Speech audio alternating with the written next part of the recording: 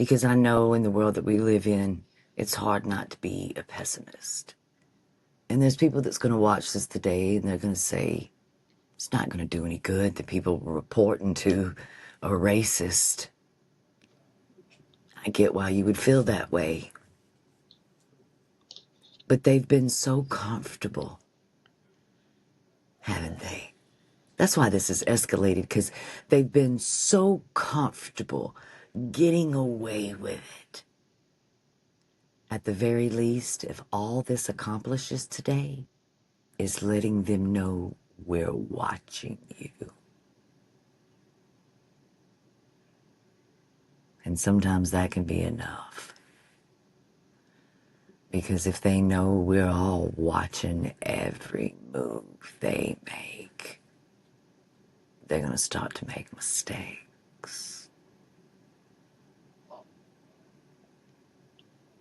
It's going to be harder for them to lie and cover up things, is what I'm trying to tell you.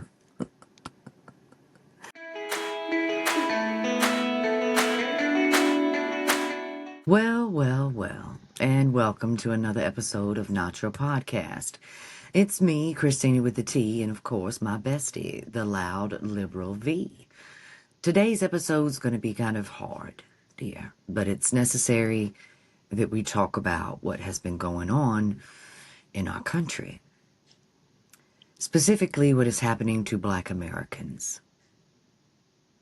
History is repeating itself, and as we have become engulfed in white hate, we are once again finding Black people hanging from trees, bridges, and light posts. Police brutality is escalating every day. No foul play and mysterious deaths are being stacked up like we've never seen before. SCOTUS just ruled that the Frozen crew, ICE, has the right to racially profile and detain you. To say we're going backwards is an understatement, dear. We've crossed a line into depravity and violence, and it needs to end. I'm going to read off a list of names to you, and it's not a comprehensive list. There are names missing from it. Raynard Johnson, Mississippi. The year was 2000. He was 17 years old. Found hanging from a tree. Frederick Jermaine Carter, Mississippi. 2010. He was 26 years old. Otis Byrd, Mississippi. 2015. He was 54 years old. Willie Andrew Jones Jr., Mississippi. 2018. He was 21 years old. His story, he was found hanging in the yard of his white girlfriend after an argument with their family, and it was ruled no foul play and a suicide. Sounds like a lie.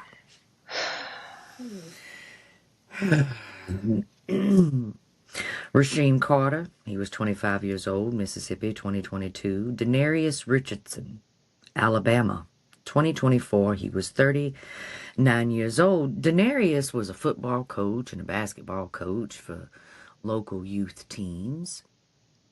He was found 30 minutes away from his home in Sheffield County, hanging in an abandoned house. A week prior to him being found that way, he had filed a federal lawsuit against the sheriff's department for assault. His family says he was not suicidal. Trey Reed, the Delta State University student found in 2025 who was 21 years old. A separate autopsy was done independently. They still ruled it a suicide. And that may be true, but we know that Trey had been harassed by students on campus. Racial slurs yelled at him, sometimes chased through the quad as well.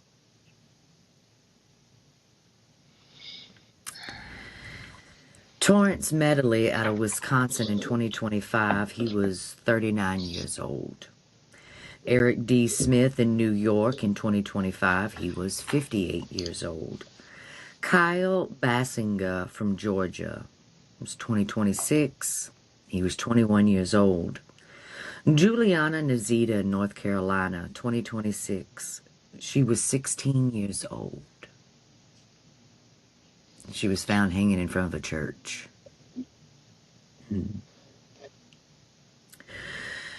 Tone Nicole Miller, Florida, 2026. She was 27 years old.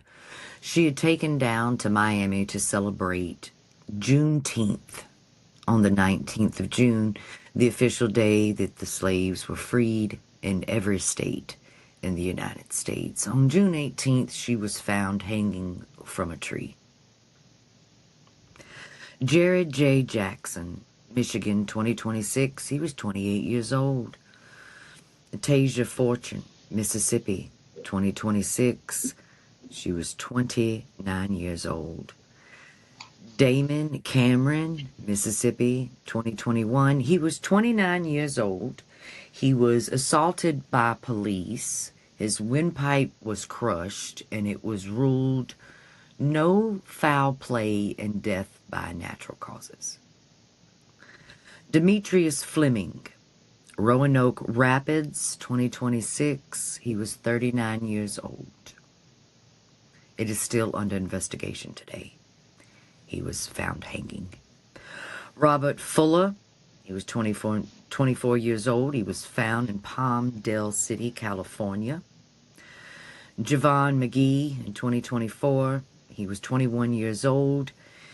He was found in North Carolina. He was a truck driver.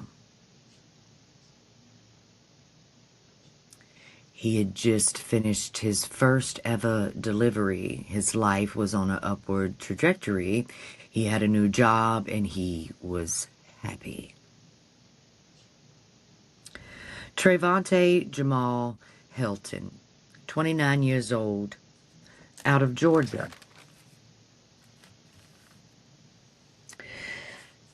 They're not the only ones, and it's not just hanging. A 13-year-old Daryl Martinez in South Carolina was just recently murdered a few weeks ago by a 17 and 16-year-old white boys who were in foster care with him.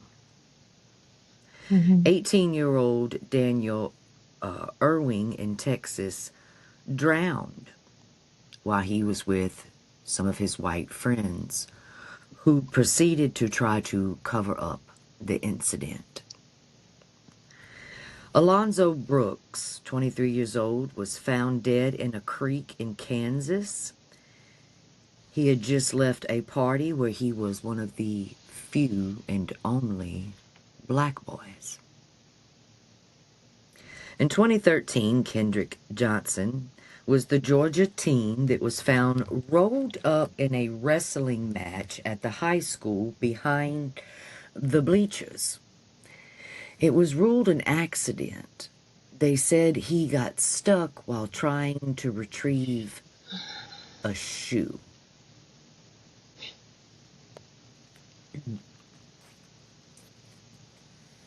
Earlier this year, a 19-year-old Hispanic man was found hanging in a tree in D.C. A 1-year-old black boy was just recently shot by police in Mississippi, who were responding to a call to Walmart that some diapers had been stolen. When the police officer arrived on the scene, he just started shooting into a car and killed a child.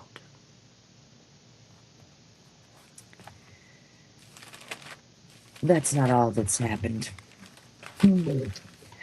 Over social media, a new trend has popped up as of late. It started November of 2024 in Maryland, when a 7-year-old black boy was hung in his school bathroom by a 4th grader who bullied him. He had trauma and marks on his neck, according to the victim. The 4th grader told him, "I'm going to show you how we used to do, you people back in the day." The principal said they were just forcing around. Then a group of white teens brutally attacked a 16-year-old black boy in a Brooklyn subway station in Coney Island, filmed it, and posted it to Instagram. In June of 2026, in Lenore County, North Carolina, a 16-year-old boy was beaten and attacked by a group of white kids who took turns punching, kicking, and choking him while filming several videos that they posted to social media. His teeth had been broken. There were ruptured blood vessels. In one of the videos, you can see he is unresponsive and unconscious as they continue to beat him and scream slurs at him. He had to move away for fear of his life. In August of 2025, a 14-year-old black boy was beat by a bunch of white kids while they filmed it in a barn in Iowa. They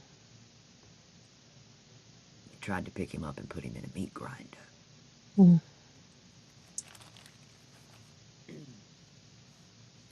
Back in the height of 2020, during the Black Lives Matter movement, we had 6 black individuals found across California, Texas, and Georgia, New York, and Oregon in 1 month.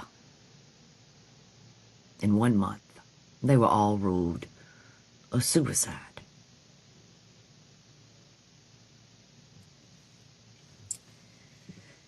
These are not suicides. Some of these bodies, when they're found in trees, they've had some of their limbs broken. Mm-hmm. They've clearly been beaten. In one instance, the young man had a severe head injury. The young 16-year-old girl was found so high up in a tree that it required the fire department to get her down. She couldn't have done it by herself.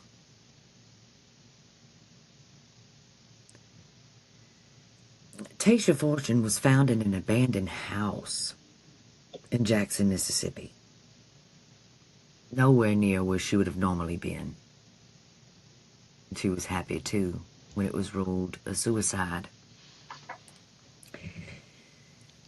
Let's go back to the list, because there's one story that's quite disturbing in all of this.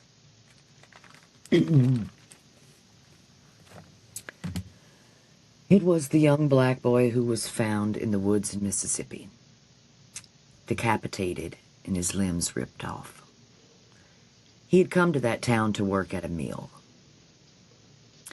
and he had been followed around that town by some white men in trucks, throwing things at him and screaming slurs at him. Frightened, he went to the police department to report it. They laughed it off like nothing was wrong. It continued to happen, and he felt unsafe. He went to the police department 3 times. 3 times. To file a report that he was in fear for his life. He was picked up on a deer cam in the woods, running through terrified. Police were called when they discovered parts of his body. The sheriff's department said that it was an animal attack, that there was no foul play. What they didn't tell you is that the young man's genitals had been removed and placed in his mouth. Animals don't rip you apart, rip off your genitals, and then place your genitals in your mouth.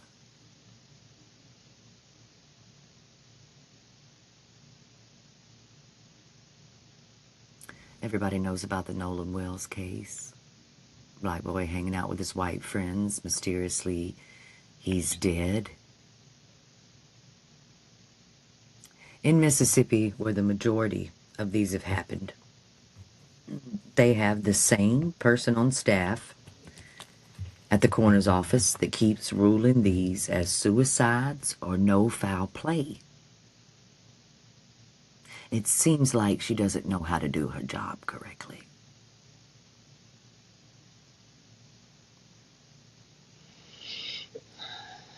There's a problem, and we need to address it. People who look like me need to address it. Because black people do not hang themselves. And let's just say they do. Because there are times when people are sad. They can't take it no more. And maybe they don't have access to a pew-pew. So they take their own life by suffocation. I'm not telling you that every black person in this nation who has died by hanging or suffocation is not a suicide. But it is extremely rare. It is extremely, extremely rare for black people to commit suicide at all. And when they do, overwhelmingly, it's with a gun. Overwhelmingly, it's with a gun. And overwhelmingly, it is men in this country that take their own lives. Overwhelmingly. So let's just pretend that every name on that list committed suicide. It was ruled correctly. Then we've got another problem, don't we? Mm-hmm. We have a crisis. Either way it goes.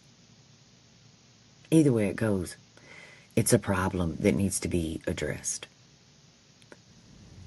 But unfortunately, the majority of these cases were not suicide, no matter how they were ruled, because you can't beat the hell out of yourself and then get yourself up in a tree where they need a fire truck to get you down. No. Not possible. There has been a rise in suicide in the black community slowly over the last decade, and then a spike lately during a certain person's administration. There was also a spike during the first time he was in the White House. A spike not only in black Americans taking their own lives, but members of our gay community, because of the amount of hate that they've made okay. The amount of corruption they've made okay. We can't trust a suicide ruling anymore.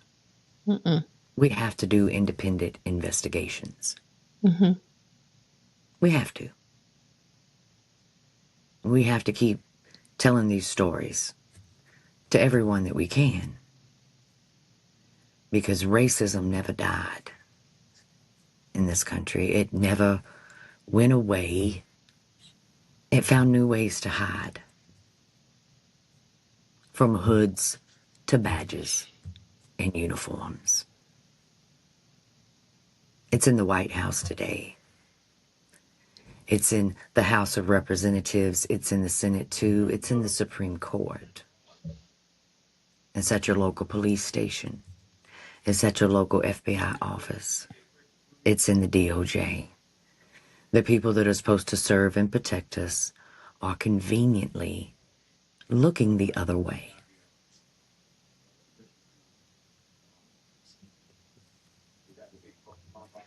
Thanks to community doing what community does, we now have access to different resources where we can track these stories, where we can see what's happening.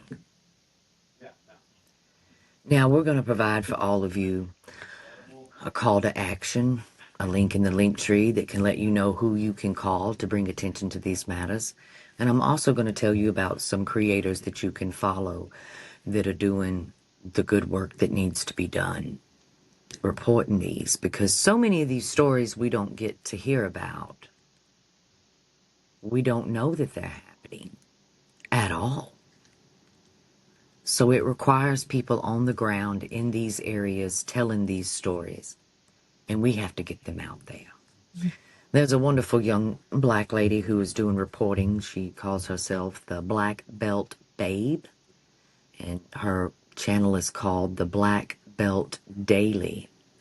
She has a link where she has mapped out very conveniently for you to click on a dot and see where these mystery deaths are happening, whether it's drownings, hangings, or whatever. Mm-hmm. That doesn't get ruled the way that it should. Investigations end quickly because law enforcement doesn't care. And I think it's something everybody should be looking at today. Everyone. So that you're aware of what is happening. Because it's not just happening to grown people. Their kids can't even go to school. Mm-mm. They can't go to the bathroom on their own because they might be attacked by some white kids who think they're fucking cool and have been listening to their racist ass parents spread hate their way. They think Right. they can beat the hell out of somebody, film it, and get some clicks and some likes and views on the internet. Yeah.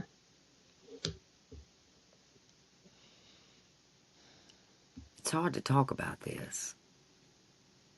I grew up in black communities. I understand what systematic racism looks like. I understand that it's part of their everyday life. They never feel safe to call the police. They don't know if the police are going to help or hurt them. And who can blame them? Because today police are deciding when they find a black body, oh, case closed, that's suicide. Case closed, that's probably just black on black crime. But it's not. It's not. We got to start calling and making noise. I know it feels like there's nothing you can do, and I know that the current people in control are not apt to listen to you. But every call that is made into the FBI's Civil Rights Division and the DOJ's Civil Rights Division has to be recorded. A record is kept. And even though the people running this country today, they're racist and they don't fucking care, a record is kept. And they won't always be there. That record would show that we cared, we tried to do what was right, and that record could be used in a future day to prosecute those who looked the other way. So it's important. It's important that you call your representatives and your senators, your mayors, your governors. It's time to get loud, especially if you look like me.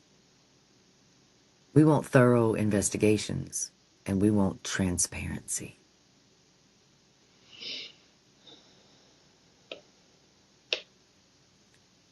Violence has really engulfed our country. They're throwing kids in concentration camps, women too, and hard-working men that have never been violent to anybody. And the longer that happens and the more you look the other way, the more you're going to look the other way when it's your neighbor.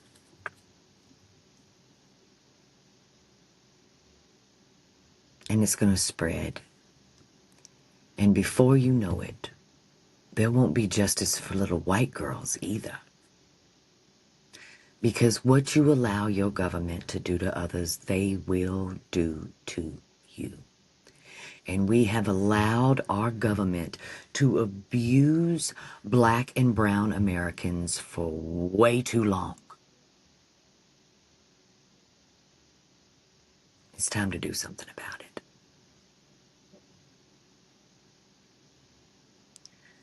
This country is filled with mixed families. It just is. As white as I am, I have a very blended family. My son is brown. His father was from another country. My daughter's brown. Her father's native, one of the first peoples. My grandson's father is a black man. He's mixed. He's not safe, and neither are my children in this current version of America. They don't have the same kind of safety I have today. And what safety I have, it's fleeting. It's fleeting.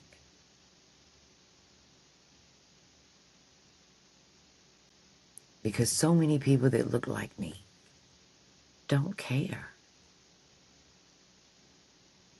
They just don't.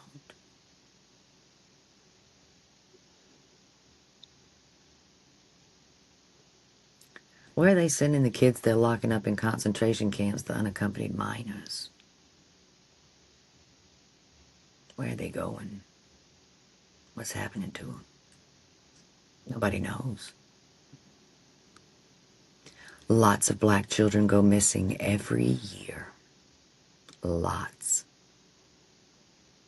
Nobody searches for them. Because it's not some blonde-haired, blue-eyed little girl. No one cares.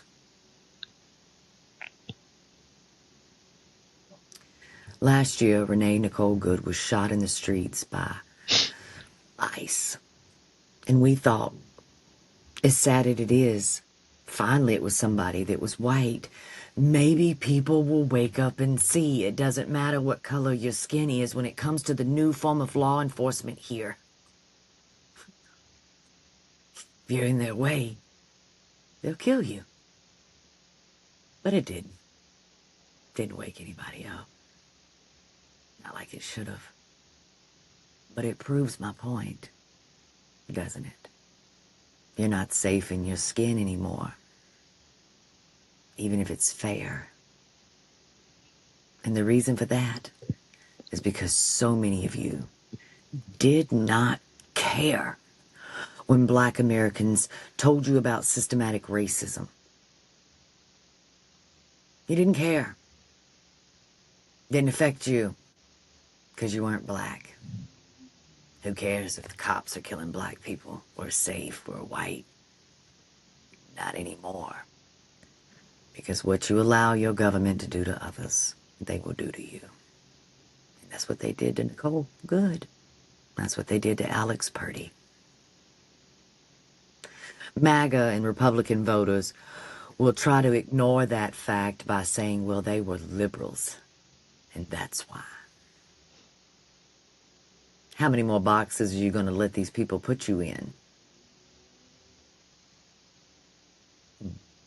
Because you've managed to look the other way when it's happening to white people in this country because they're in a different political box than you.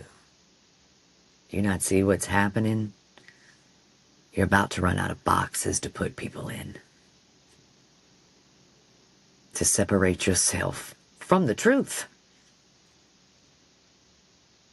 There's no boxes left. No color of skin will save you. No state you live in is better than another.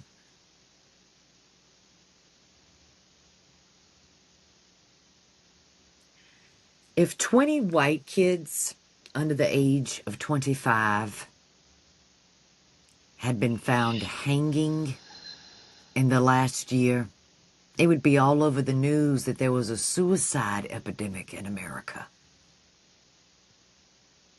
That's just the truth. But because their skin is darker, nobody cared.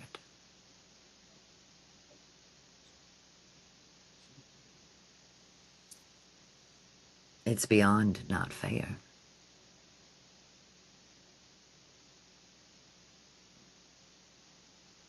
The amount of cruelty that we are seeing every single day. People in the black community every day have their lives threatened by strangers on the internet just because their skin is darker.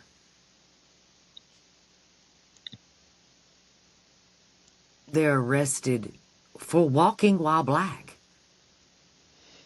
They're arrested for driving while black.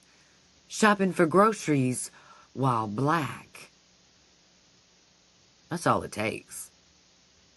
Just be black. They'll harass you, they'll beat you, they'll kill you, they'll cover up your murder and go on about their day. I can't do it anymore.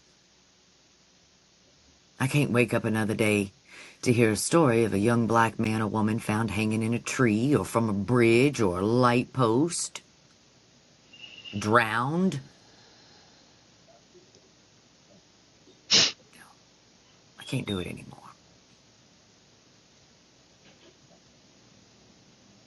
Nobody should have to live this way.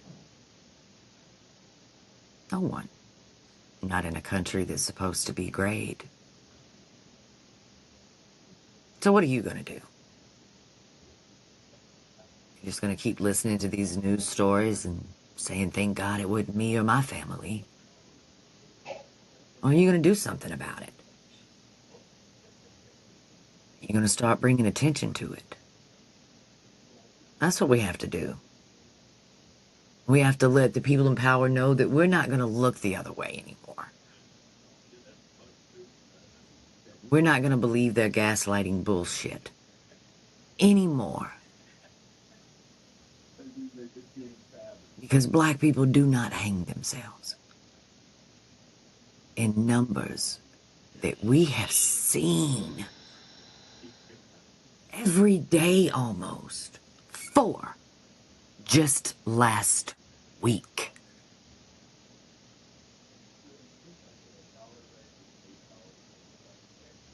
No. I can't live this way. And neither can they. You know, this administration is so filled with hate and cruelty. And they want to fill you with it too. They want to fill you with it too. Because empathy, well, empathy is what keeps you safe. It's what keeps your children safe. Compassion and caring is what makes you aware. People can't lie to you if you have empathy. They can't control you if you have empathy. That's why they don't want you to have empathy. Because what you think is horrible today, tomorrow won't mean anything. And their cruelty will escalate, and you won't care. Without empathy, there is no standard of what's right and wrong. They want you to forget what's right and wrong. They want to make you so in fear of imaginary boogie monsters that you wouldn't dare fight back against oppression.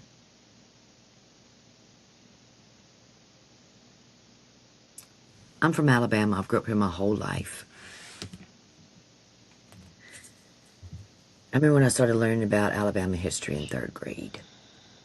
And believe it or not, back when I was in 3rd grade, that history book taught us a lot about discrimination and civil rights and those who had literally bled in our streets fighting for equality. You don't get that very much in history books anymore.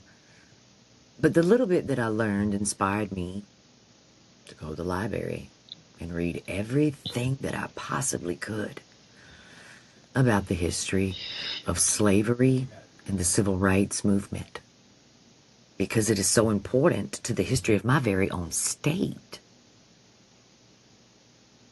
I remember as a child thinking, I wonder what I would have done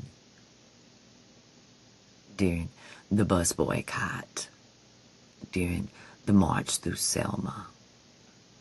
And I hear so many people today say that. They hear the stories about the civil rights movement, and if I was there, I would have been walking too. I'd have been fighting back too. I'd have been on the front lines.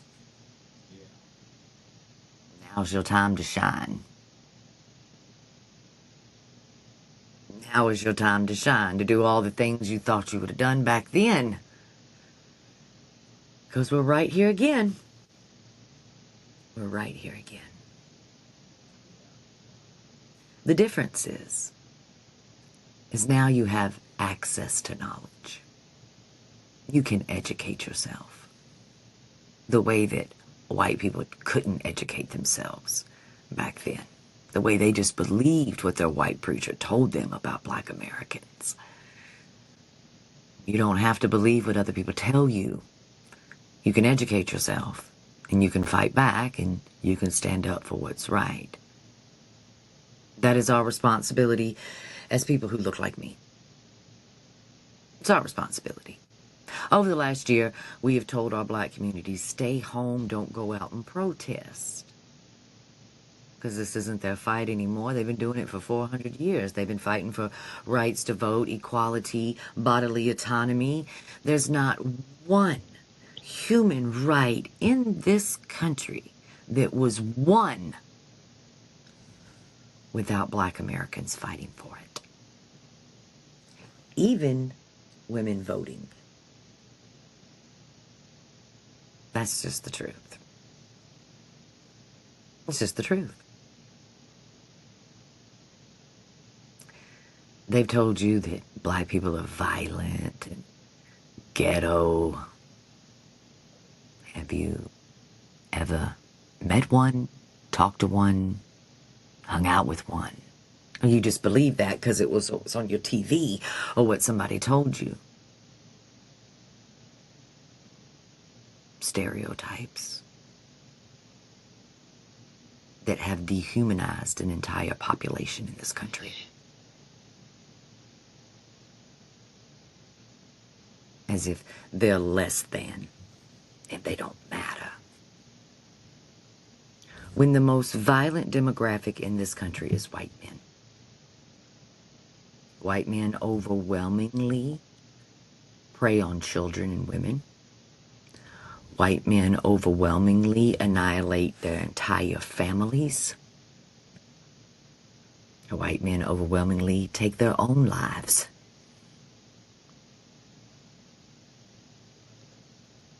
White on white crime is way higher than black on black crime.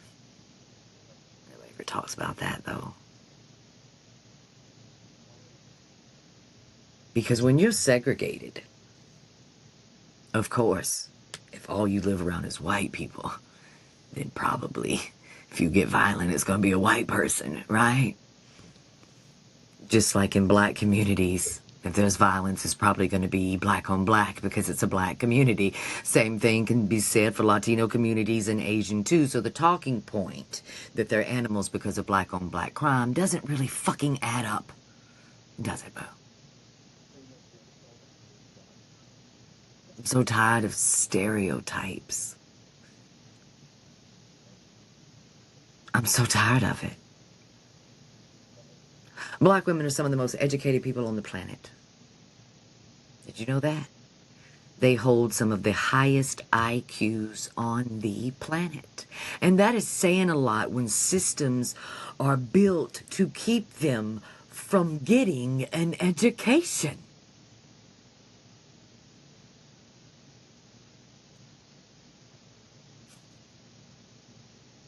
But they're outpacing the rest of us.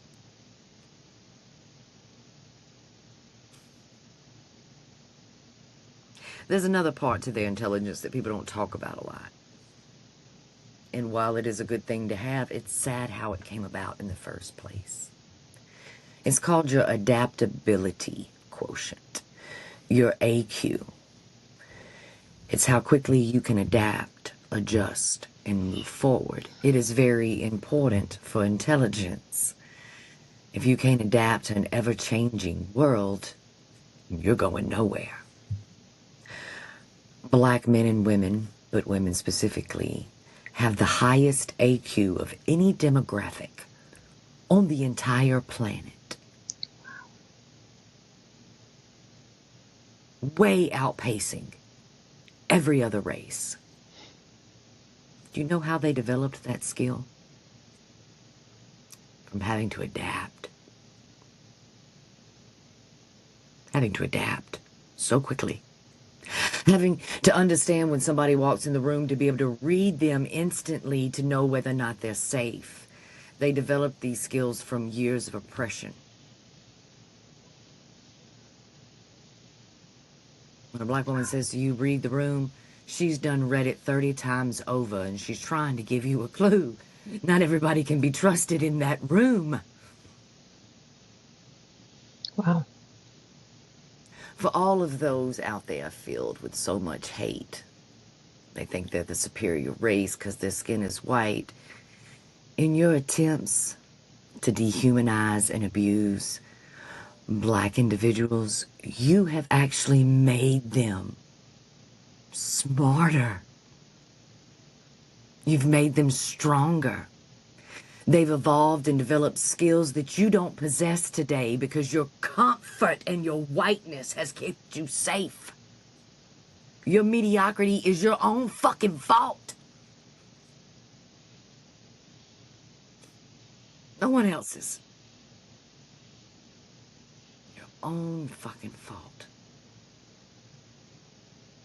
While you're busy hating on somebody because of the color of the skin or the way that they fucking live today that don't line up to how you think it should be, you've made yourself stupider, weaker, poorer.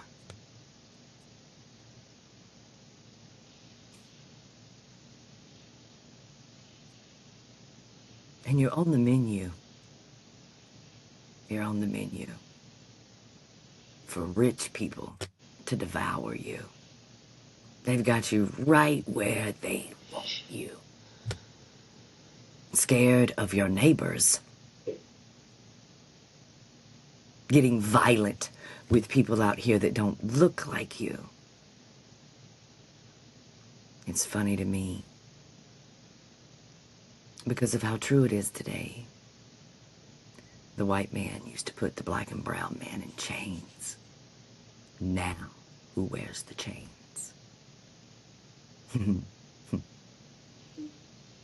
The white men. The white men who can't even afford to feed their family because of another rich white man. Put you in chains of your own ignorance and stupidity.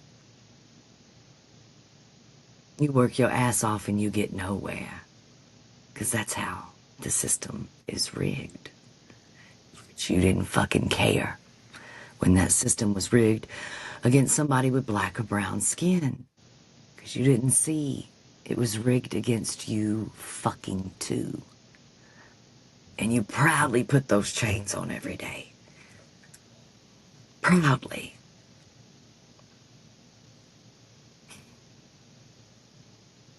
White people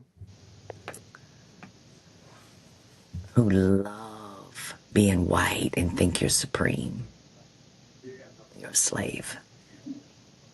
You sold yourself into slavery. Nobody kidnapped you and forced you into it.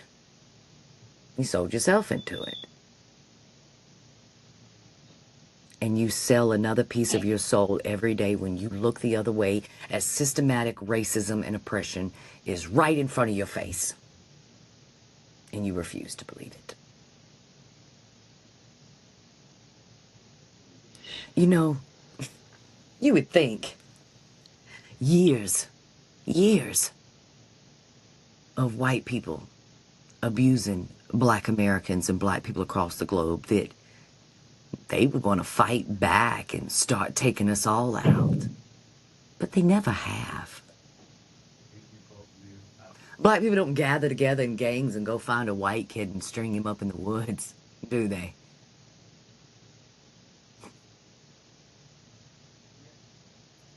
Because for as evil as we've been, the Europeans, to those that don't look like us, for all of that evil, vile shit we've done, no retaliation is because they're better than us. And maybe that's a hard pill for some of you to swallow today, that somebody's better than you. They have enough empathy and compassion to forgive you, to move on with their life. Maybe some of you should think about that.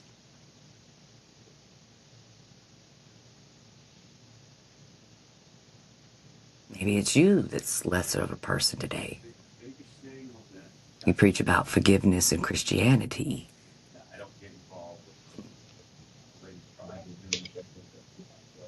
Nobody has forgiven you the way the black community's forgiven you.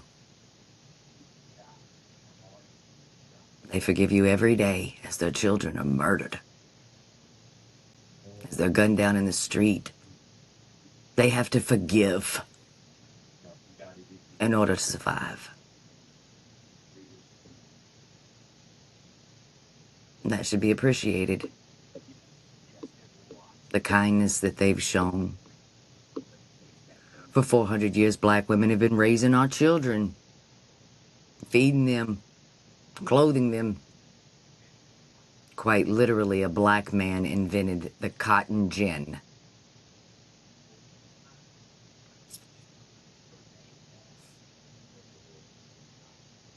All you have to do to say thank you is wake up. Just wake up. See the truth. And fucking say something about it. To everyone who looks like you. That's it. That's all you gotta do. Nobody's asking you to go hunt down the Klan today and string them up in a tree. We're just asking you to wake up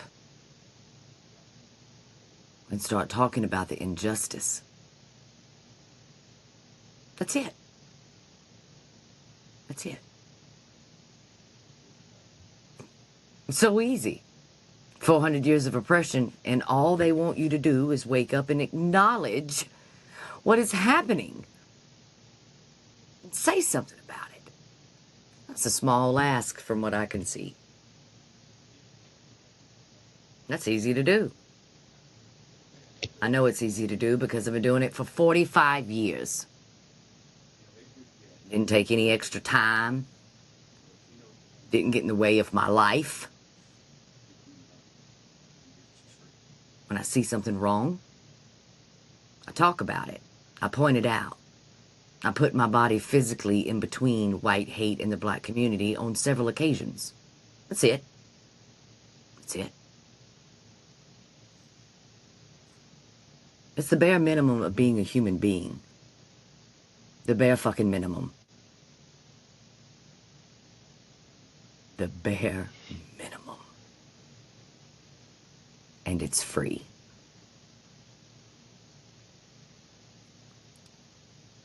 Anyway, we need to take a break. We'll be back after a word from our sponsor. Now, I don't know if you know this or not, but we're almost into the witchy season. And wouldn't it be amazing if you went and picked up this Witch's Brew? And I'm going to go ahead and read it to you. Witch's Brew.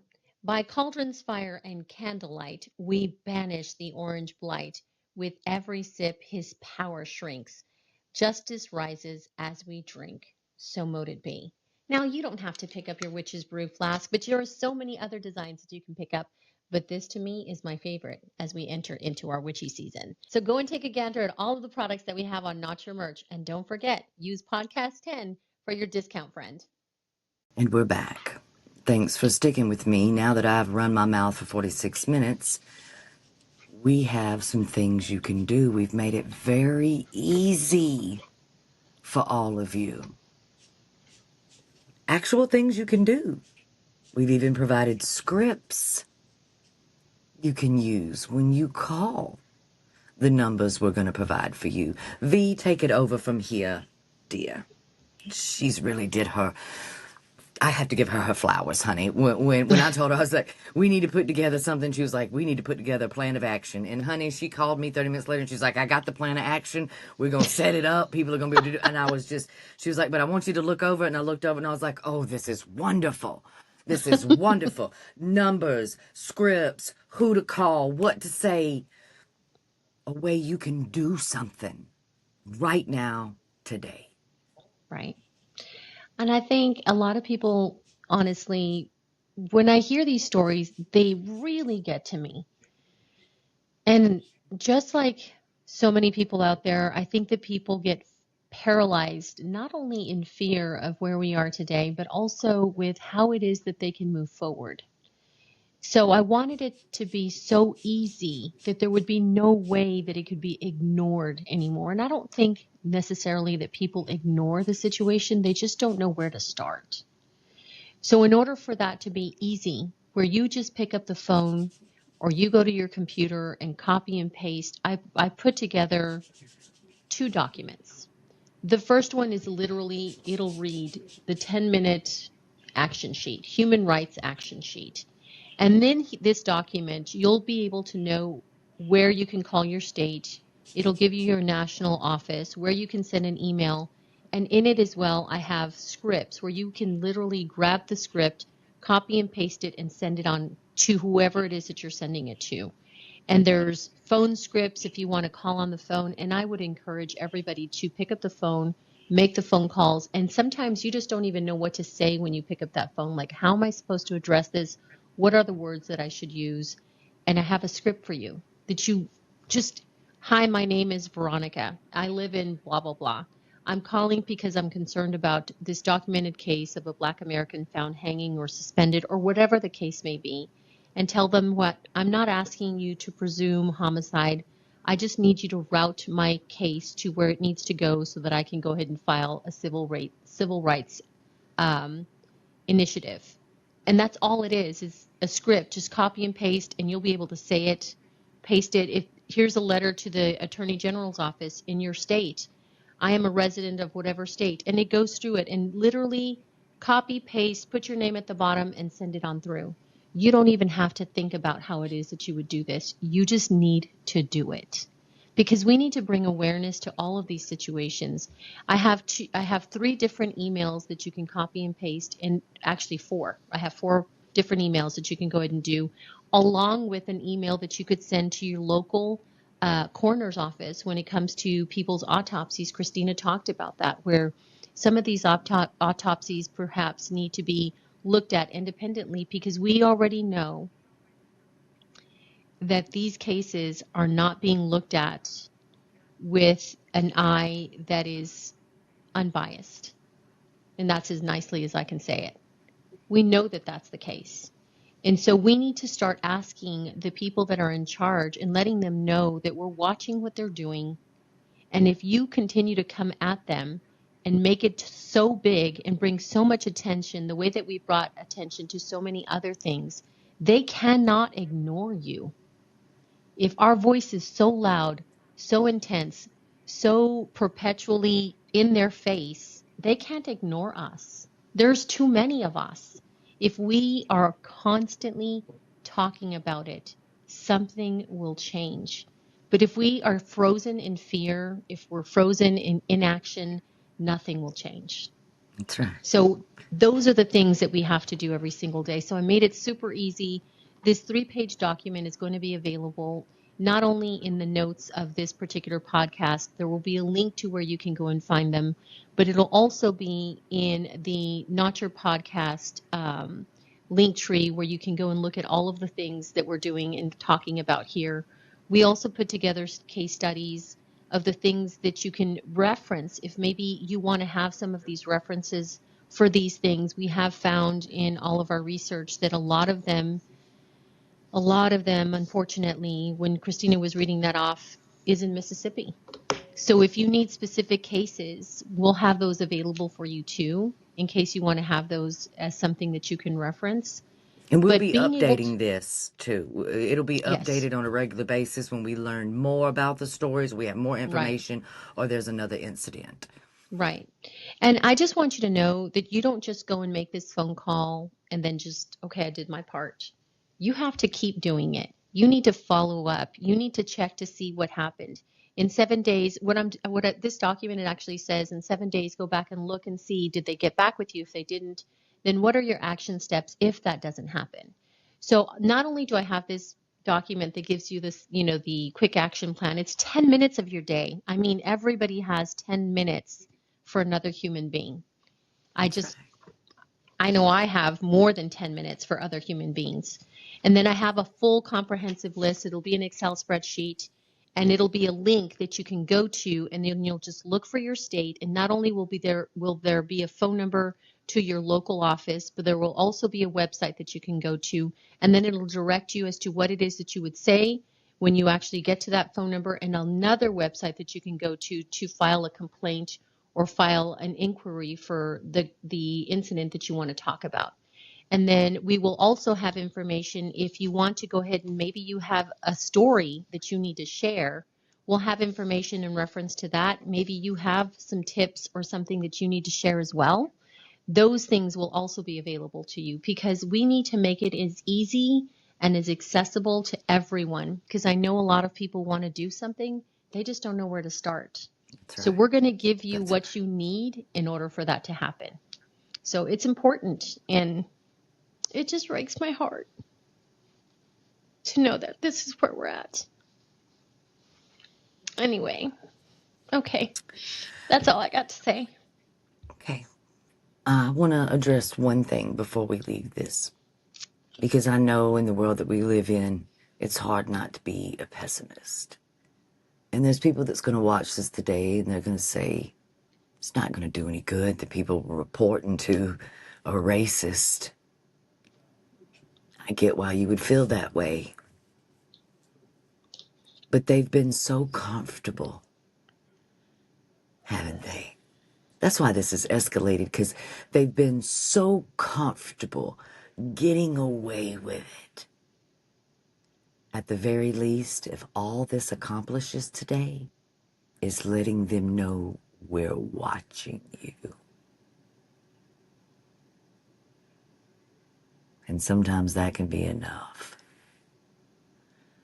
Because if they know we're all watching every move they make, they're going to start to make mistakes.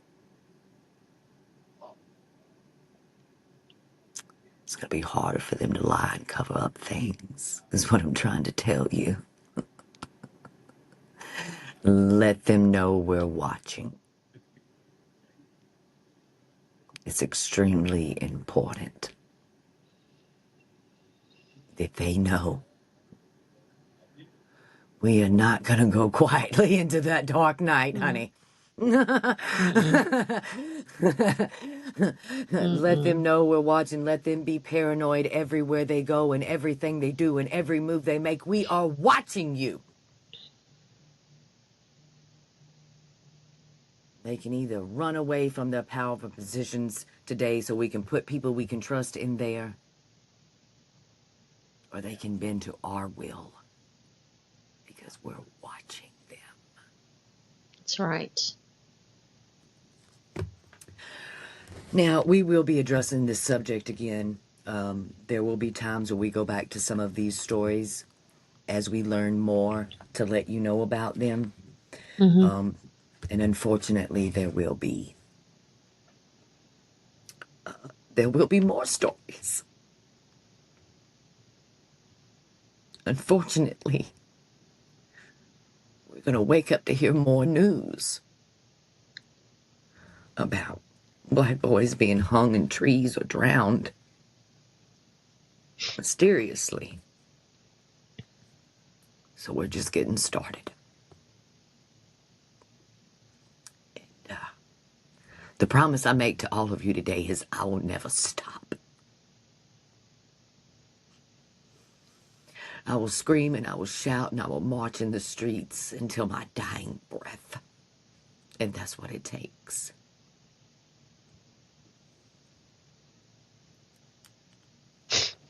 Because every American deserves to feel safe. And when they're not, they deserve justice.